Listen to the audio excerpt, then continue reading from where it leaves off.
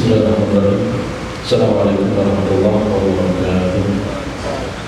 Alhamdulillah, alhamdulillah rabbil alamin. Sallallahu alaihi wasallam Muhammadin wa ala alihi wa sahbihi ajma'in.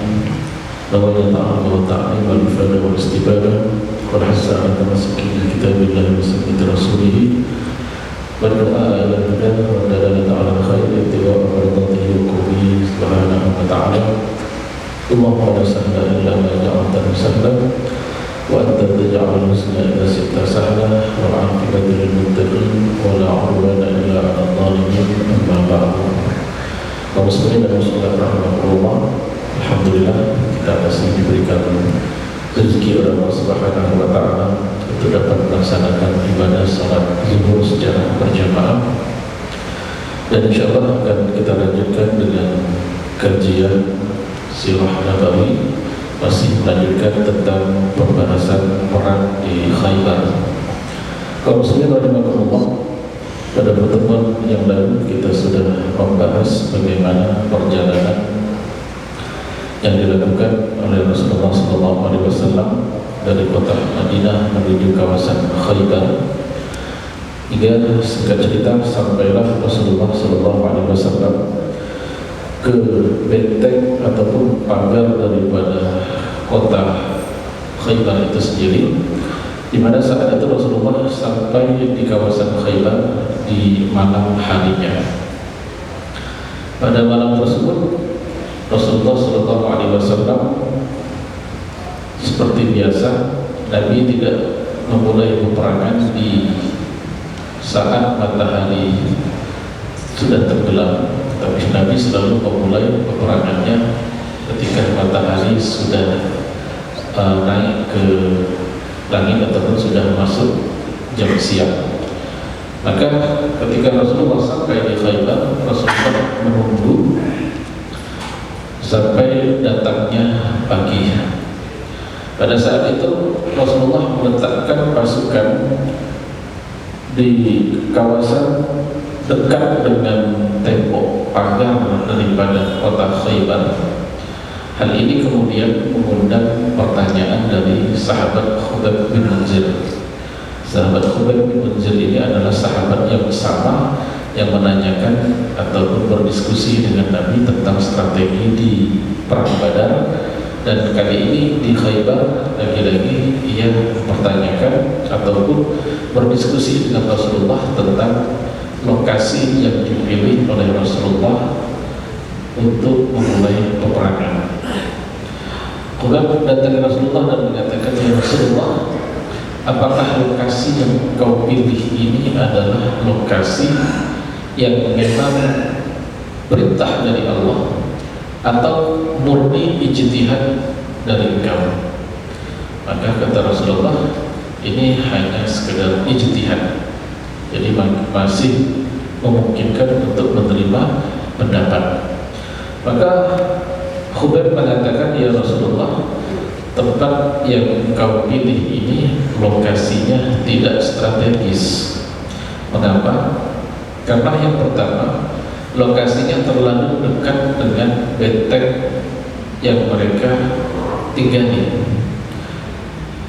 dan dari atas benteng tersebut mereka bisa melihat pergerakan kita karena lokasinya tinggi, sementara Rasulullah di bawah benteng tersebut, sehingga apapun strategi yang hendak diterapkan oleh Rasulullah bisa terbaca oleh pasukan yang ditempatkan di atas, dan kita tidak bisa melihat pergerakan mereka karena terhalang oleh tembok.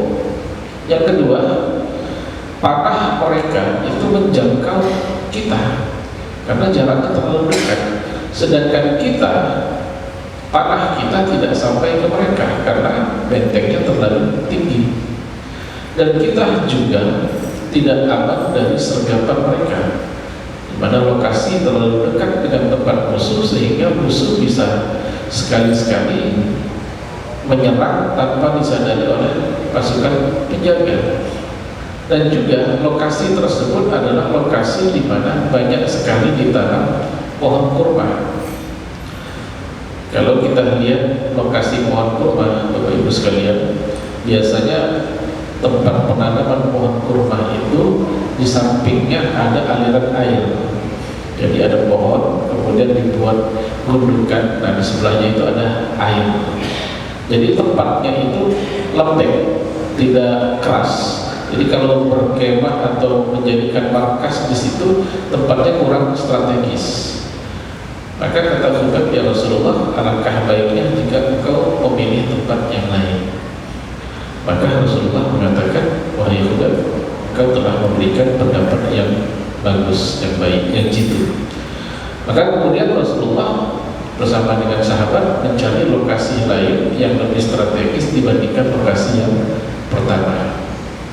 Maka saat itulah Rasulullah menyampaikan pengumuman bahwasanya besok aku akan menyerahkan bendera pasukan kepada orang yang mencintai Allah dan Rasul-Nya, dan Allah dan Rasul pun mencintainya. Jadi embel-embelnya bukan harta, bukan apa, tapi dicintai Allah dan Rasul. Maka kata Allah, aku tidak pernah mengharapkan jabatan kecuali saat itu. Jabatannya, pendorongnya bukan karena penghasilan, bukan dikarenakan apa, tapi dikarenakan ada jaminan dicintai Allah dan Rasul-Nya.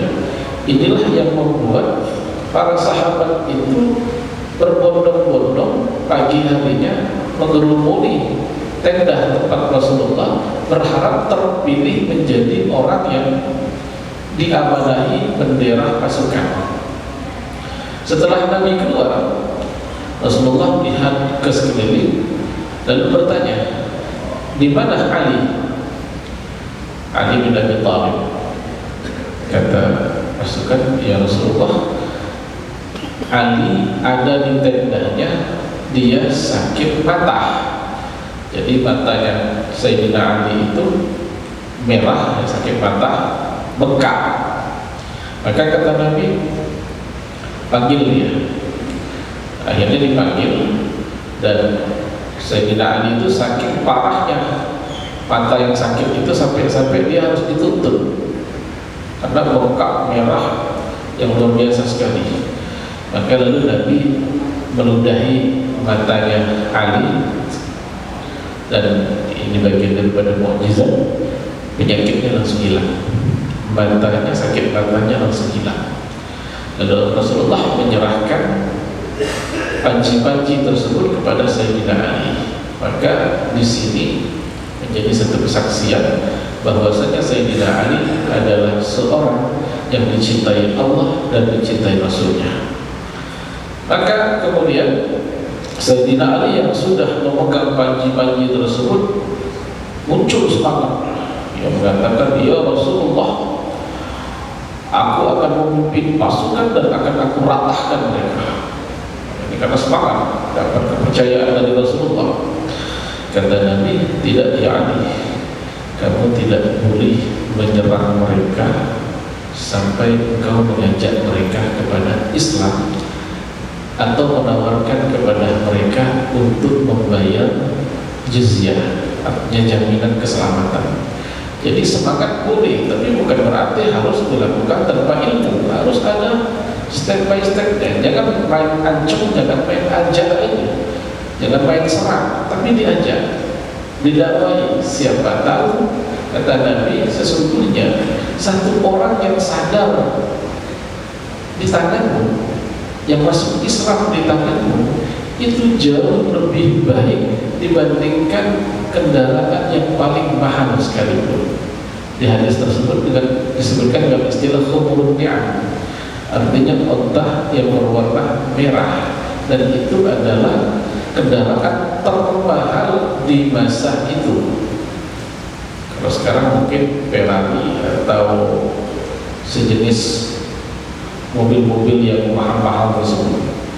Kata Nabi, itu tidak lebih baik, bahkan pasti lebih mahal orang yang mendapatkan hidayah melalui wasilahnya.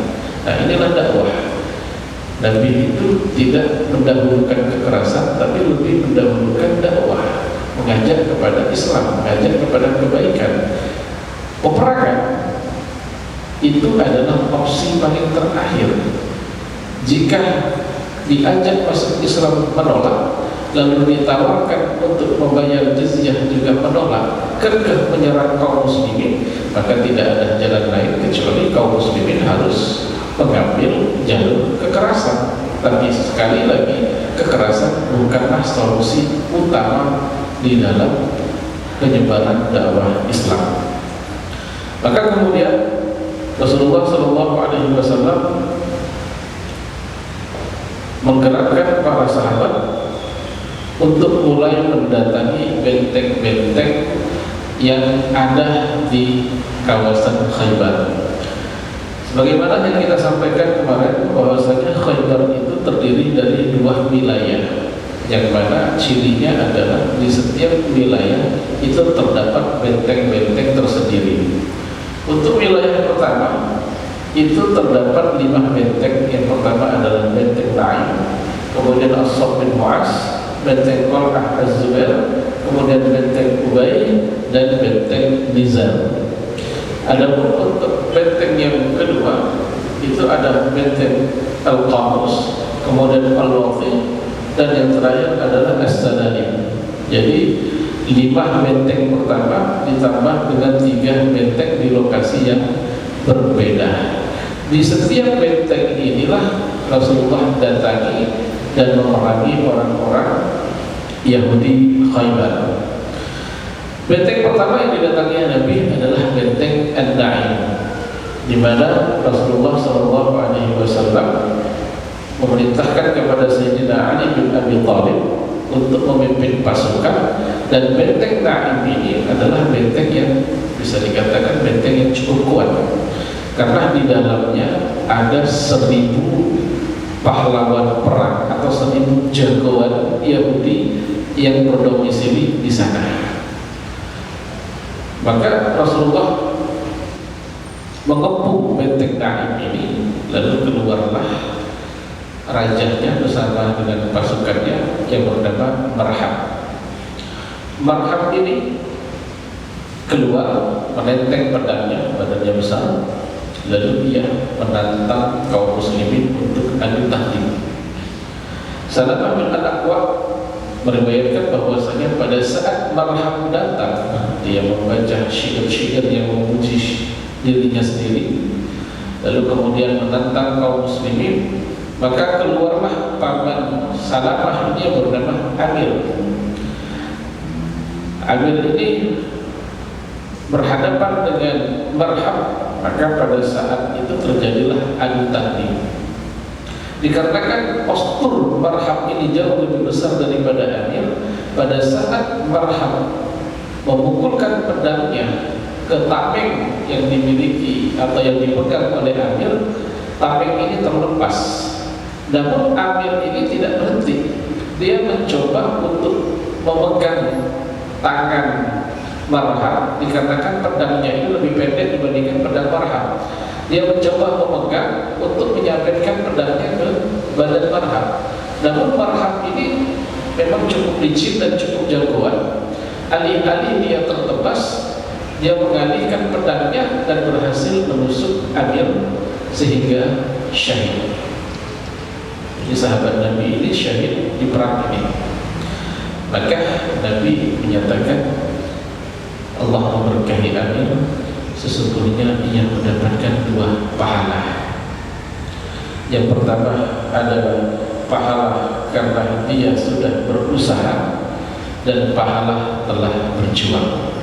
Jadi ada usaha, perjuangan, sehingga dia dikaruniai oleh Allah Subhanahu wa Ta'ala 2 pahala atas kegigihannya. Setelah berhasil mengalahkan Amir, Marhab ini kembali menantang. Dia tantang orang-orang yang di sana, mana yang berani. Maka majulah Sayyidina Ali bin Abi Thalib karramallahu wajhahu. Pada saat itu kita tahu bahwasanya Sayyidina Ali dalam kondisi puncak. Artinya apa? Beliau saat itu sangat kuat. Dalam satu riwayat disebutkan pada salah satu pengepungan Sayyidina Ali bin Abi Thalib ini pernah mengangkat satu gerbang yang itu konon hanya bisa diangkat oleh 40 orang.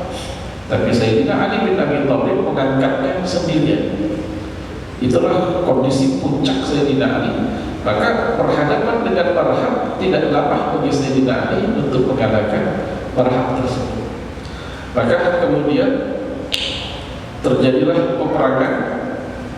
Pada saat sampai ke benteng, terdesak masuk ke benteng, keluarlah saudaranya daripada Barham yang bernama Yasir. Yasir ini tidak terima atas kekalahan Barham, lalu menantang siapa yang berani untuk masuk ke dalam berhadapan dengan aku. Maka Az-Zubair maju. Az-Zubair maju untuk menantang Yasir ini. Sofiyah yang pada saat itu ibu daripada Zubair mengatakan kepada Rasulullah, ya Rasulullah, anakku bisa terbunuh ini karena Zubair ini masih muda, lebih muda dibandingkan Sayyidina Ali. Kata Nabi, dia tidak akan kalah, akan tetapi lawannya lah yang akan kalah. Maka terbukti ucapan Nabi, Zubair bisa mengalahkan Yasir. Nah, setelah pembukaan tersebut, barulah kemudian terjadi peperangan, dan ini peperangannya cukup lama. Karena Yahudi yang berada di benteng Naim ini berupaya untuk mempertahankan benteng tersebut dengan sekuat tenaga, sehingga peperangan terjadi selama 3 hari berturut-turut.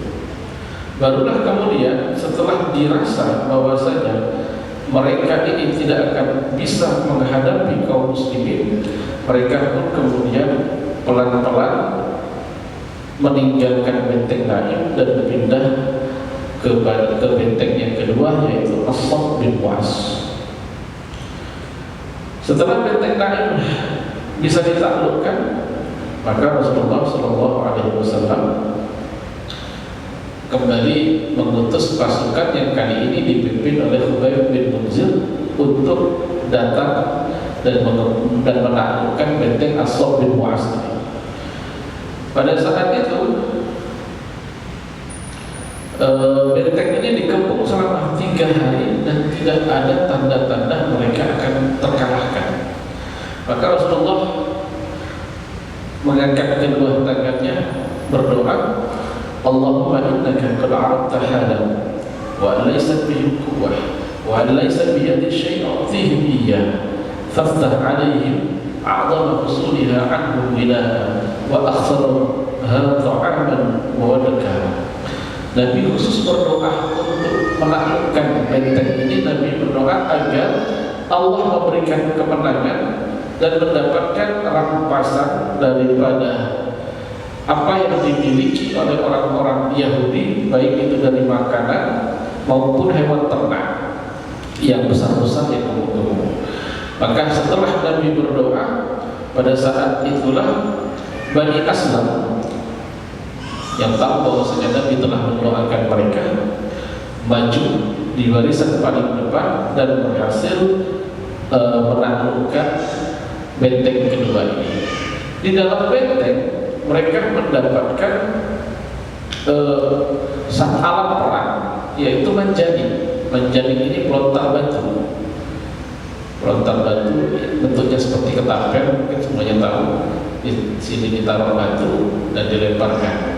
Dan dambaba ini bentuknya seperti dambaba kalau diterjemahkan tank kalau bahasa sekarang. Kalau itu enggak, ini bentuknya seperti tank, tapi di bawahnya di dalamnya itu ada kayu yang nanti kalau berhadapan dengan benteng itu dihantamkan kayu tersebut, sementara pasukan terlindungi oleh atapnya. Nah, ini rancangan ini didapatkan di benteng kedua ini, dan ternyata setelah benteng kedua ini dapat ditaklukkan, apa yang Nabi doakan tersebut benar.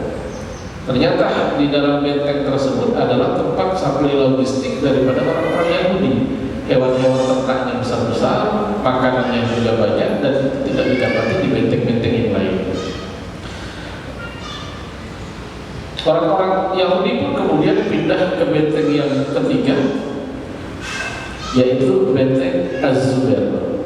Di Benteng Az-Zubair ini lokasinya cukup terjal, sulit bagi kaum muslimin untuk masuk ke dalamnya dikarenakan posisinya itu di puncak bukit. Jadi kalau mau nyelip pun nggak bisa. Pengepungan di sini berlangsung cukup lama, selama 3 hari dikepung, tapi nggak bisa mendekat. Kalau didekati dipanahin, nyelip pun nggak bisa. Sampai kemudian ada salah seorang Yahudi yang berkonflik juga dengan orang-orang yang ada di sana, mengatakan, wahai Muhammad, wahai Abdul Qasim, wahai Rasulullah Muhammad, sekalipun kau di sini sebulan, kau kepung benteng ini sebulan, tidak bakalan kamu bisa menaklukkan. Mengapa? Karena mereka itu punya cadangan makanan dan mata air di bawah, lokasinya di bawah benteng tersebut yang tidak diketahui oleh kaum muslimin. Jadi kalaupun mereka dikepung, logistik aman, tidak jadi masalah. Maka satu-satunya cara untuk kau menaklukkan benteng Az-Zubair ini adalah menyetop sampulih mereka yang berasal dari mata air tersebut. Bapak Ibu kaum muslimin dan muslimat rahimakumullah, inilah yang menjadi dalil pemboikotan yang kita lakukan terhadap produk-produk Israel. Nabi memerintahkan para sahabat untuk menyetop orang-orang Yahudi yang hendak mengambil